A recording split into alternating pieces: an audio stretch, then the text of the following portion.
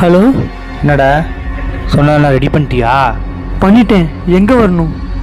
இரு குழந்தை மேலே அவ்வளோ பாசம். உன் மொபைலில் ஒரு அட்ரஸ் அனுப்பியிருக்கேன். அந்த அட்ரஸுக்கு நீ மட்டும் வா.